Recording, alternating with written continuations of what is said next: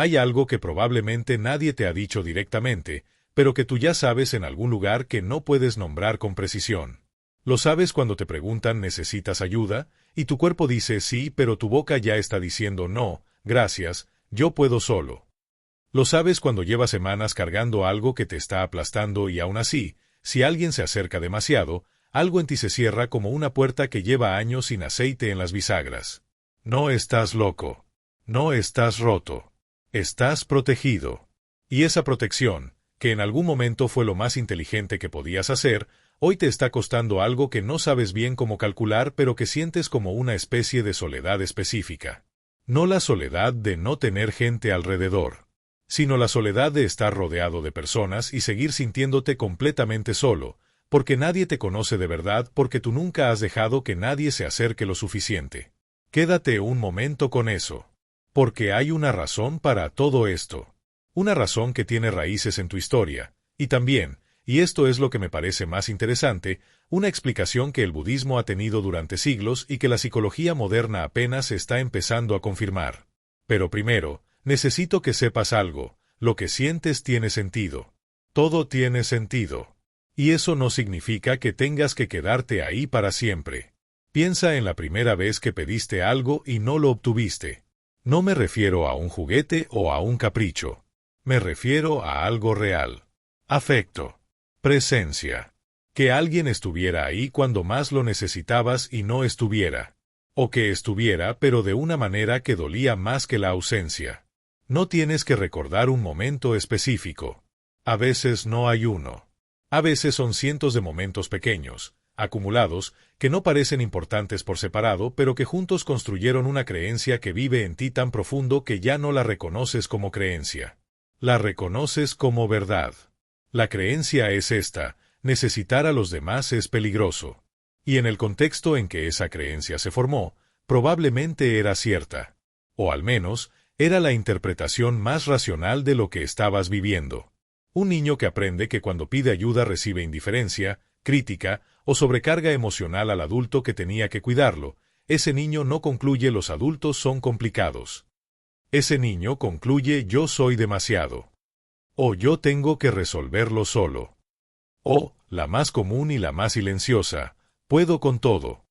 Y entonces empieza a poder con todo. Y recibe elogios por eso. ¡Qué maduro eres! Eres muy independiente. Tú no necesitas que te estén cuidando. Y esos elogios confirman la estrategia, la independencia funciona. La independencia trae aprobación. La independencia me mantiene a salvo. El problema es que lo que empezó como una respuesta adaptativa, inteligente incluso, se convirtió en la única forma que sabes de existir. Y ahora, décadas después, en relaciones donde sería perfectamente seguro pedir ayuda, en contextos donde mostrarte vulnerable no te destruiría, tu sistema nervioso no lo sabe. No ha recibido el memorándum. Sigue operando como si cada momento de necesidad fuera una amenaza. Hay algo en la filosofía budista que me parece extraordinariamente relevante aquí, y no es uno de esos conceptos que se citan superficialmente en citas de Instagram. Es algo más profundo y más incómodo. El Buda enseñó que el sufrimiento, dukkha, no surge del dolor en sí mismo, sino del apego. Pero hay un tipo de apego del que se habla menos, el apego a una imagen de uno mismo. Al yo que no necesita a nadie. Al yo que es fuerte, autosuficiente, que puede con todo. El budismo tiene un concepto llamado anatta, que se traduce como no yo o la ausencia de un yo fijo e independiente. Y lo que dice es algo que puede sentirse amenazante al principio: no existe un yo separado del resto. Somos, en todos los sentidos posibles, interdependientes. Nuestra existencia está tejida con la existencia de otros. El aire que respiras fue exhalado por alguien más. El lenguaje con el que piensas fue construido por generaciones antes que tú. El cuerpo que habitas fue posible gracias a dos personas que se encontraron. La autosuficiencia total no es una virtud budista. Es, desde esa perspectiva, una ilusión. Y aferrarse a esa ilusión, como a cualquier ilusión, genera sufrimiento. Pero aquí está la parte que me parece más importante. El budismo no dice que seas débil por necesitar a otros. Dice que eres humano. que la interdependencia no es una falla de diseño. Es el diseño mismo. Entonces, ¿por qué duele tanto reconocerlo? Porque en algún momento, tu sistema aprendió que ser interdependiente era equivalente a ser vulnerable, y ser vulnerable era equivalente a ser lastimado. Y ese aprendizaje quedó grabado tan profundo que ahora opera de manera automática, antes de que puedas pensarlo conscientemente. Puedes reconocerlo intelectualmente. Puedes leer sobre esto, asentir, pensar sí, tiene sentido. Y luego alguien que te importa te pregunta cómo estás, y algo en ti se activa de inmediato y responde bien. ¿Y tú?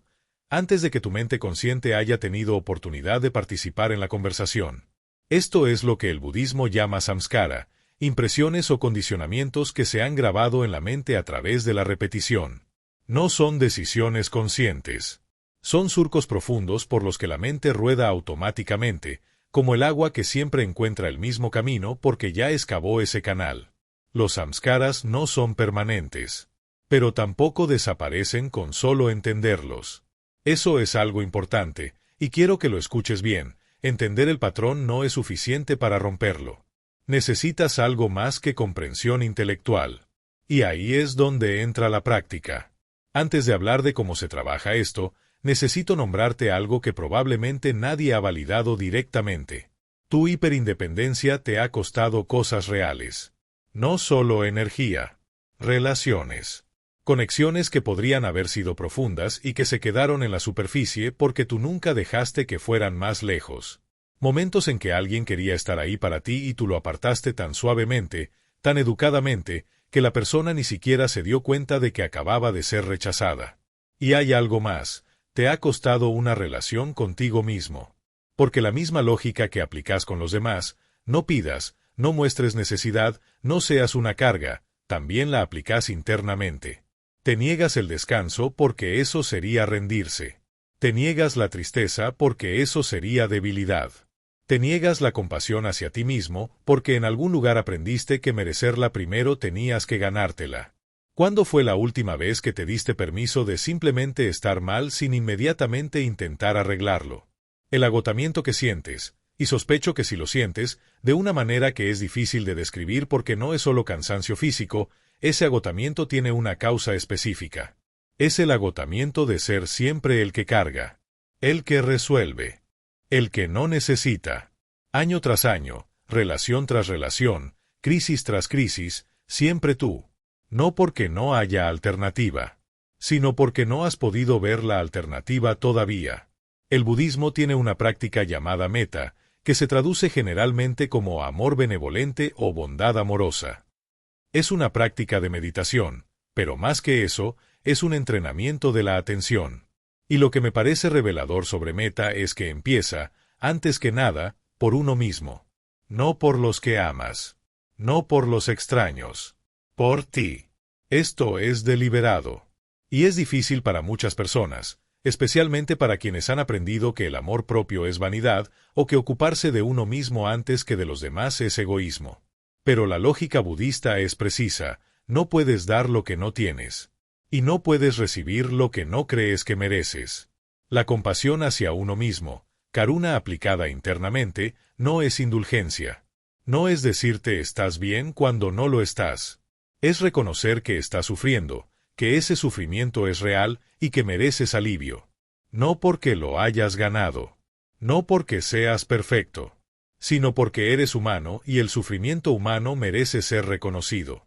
Cuando te niegas eso a ti mismo, cuando te dices no es para tanto, otros tienen problemas peores, yo puedo con esto, estás haciendo exactamente lo que quizás te hicieron a ti alguna vez, minimizar lo que sientes. Invalidar lo que necesitas. Exigirte que seas más de lo que cualquier ser humano puede ser. Hay algo que me parece crucial entender sobre cómo funciona el cambio en estos patrones, y quiero ser honesto sobre esto porque hay mucho wishful thinking en conversaciones sobre transformación personal. Los patrones profundos no cambian con un insight. No cambian con leer sobre ellos, ni con entenderlos, ni con querer cambiar. Cambian con práctica repetida, con exposición gradual, con equivocarse y seguir intentando. Cambian de la misma manera que se formaron, lentamente, a través de la repetición, a través de experiencias que van creando nuevos surcos en la mente. Lo que esto significa en términos concretos es que la siguiente vez que alguien te ofrezca ayuda y tu primer impulso sea rechazarla, ese momento, ese instante exacto, es una oportunidad. No para rendirte dramáticamente y convertirte en otra persona. Solo para pausar un segundo más de lo habitual y preguntarte, ¿qué pasaría si dijera que sí? Solo eso. La pregunta. A veces la respuesta será diría que sí y me sentiría incómodo. Y eso está bien. La incomodidad no es señal de que estás haciendo algo mal. Es señal de que estás haciendo algo nuevo. El budismo habla de sati, que generalmente traducimos como atención plena o mindfulness, pero que en su raíz tiene que ver con recordar. Recordar estar presente. Recordar observar lo que está sucediendo sin fusionarse automáticamente con ello. La atención plena no te quita el impulso de cerrar la puerta cuando alguien se acerca. Lo que hace es crear un pequeño espacio entre el impulso y la respuesta automática. Y en ese espacio pequeño, casi imperceptible al principio, está la posibilidad de elegir diferente. Quiero hablarte sobre la interdependencia de una manera que no sea abstracta. Piensa en alguien que admiras. Alguien que consideras genuinamente fuerte, genuinamente íntegro. Ahora piénsalo en su momento más difícil. ¿Lo imaginas completamente solo, resolviendo todo sin nadie? ¿O lo imaginas quizás recibiendo algo de alguien? Un consejo. Una presencia. Una mano que lo sostiene cuando las rodillas ceden. La fortaleza real, no la performance de fortaleza, sino la real, incluye saber cuándo extender la mano. No porque seas débil, sino porque eres sabio. Porque reconoces que hay cosas que no podemos cargar solos, y que pretender que sí podemos no es valentía. Es terquedad disfrazada de virtud. Hay una imagen que me gusta mucho del pensamiento budista, la del tejido de Indra. Imagina una red infinita, y en cada nudo de esa red hay una joya perfectamente pulida. Y cada joya refleja a todas las demás joyas. Cada punto de la red existe en relación con todos los demás puntos. Nada existe en aislamiento. Todo es reflejo de todo. Tú eres parte de esa red. No un nudo solitario que se sostiene solo. Una joya que existe en relación, que refleja y es reflejada. Cuando te aíslas completamente, cuando te niegas a recibir, cuando cargas todo solo, no te vuelves más brillante. Te oscureces. Porque el brillo viene del intercambio, de la relación, del ser afectado por otros y afectarlos de vuelta. Esta reflexión no es terapia, y me parece importante decirlo claramente. Si hay algo en lo que hemos tocado hoy que resuena con algo muy profundo, algo que sientes que lleva mucho tiempo sin ser visto, considera hablar con alguien capacitado para acompañarte en eso. Una reflexión filosófica puede abrir puertas, pero hay habitaciones que merecen ser exploradas con guía profesional. Lo que sí puedo ofrecerte es esto: el camino no es destruir tu independencia, es equilibrarla. Es aprender a distinguir entre la autonomía sana, que es real, que es tuya, que no tienes que renunciar a ella, y la autosuficiencia compulsiva, que no es libertad sino una jaula que construiste para protegerte y que ya no necesitas. Porque la situación que la hizo necesaria probablemente ya no existe. El niño que aprendió que necesitar era peligroso ya creció. Y el adulto que eres hoy puede, con paciencia y con práctica, aprender algo que ese niño no pudo aprender entonces, que algunos espacios son seguros, que algunas personas son confiables, que recibir ayuda no te borra, te sostiene. La impermanencia, anicca, es uno de los pilares del pensamiento budista. Todo cambia. Todo. Incluyendo los patrones que llevas cargando. Incluyendo las creencias que se sienten como hechos. Incluyendo la versión de ti que tiene que poder con todo. Esa versión cumplió su función. Fue exactamente lo que necesitaba ser en el momento en que la construiste. Merece tu gratitud, honestamente. Te protegió cuando eras vulnerable. Te mantuvo de pie cuando no había nadie más. Pero ya no tienes que ser solo eso. Puedes ser alguien que puede con mucho. Y sí, eso sigue siendo cierto, esa fortaleza es real, y también alguien que a veces necesita apoyo. Puedes ser autónomo y también interdependiente. Puedes ser fuerte y también blando en los bordes. No son contradicciones. Son la completitud de un ser humano real, sin la armadura puesta todo el tiempo. El trabajo no es fácil. No te voy a decir que es rápido ni que hay un ejercicio que lo resuelva todo. Pero cada vez que pausas un segundo antes de rechazar ayuda, cada vez que le dices a alguien en realidad no estoy bien, cada vez que te permites descansar sin ganártelo primero, cada una de esas veces es un surco nuevo. Una posibilidad nueva. Un momento en que el patrón antiguo no ganó automáticamente. Y con el tiempo, esos momentos se acumulan. No dramáticamente. No con una transformación visible y cinematográfica.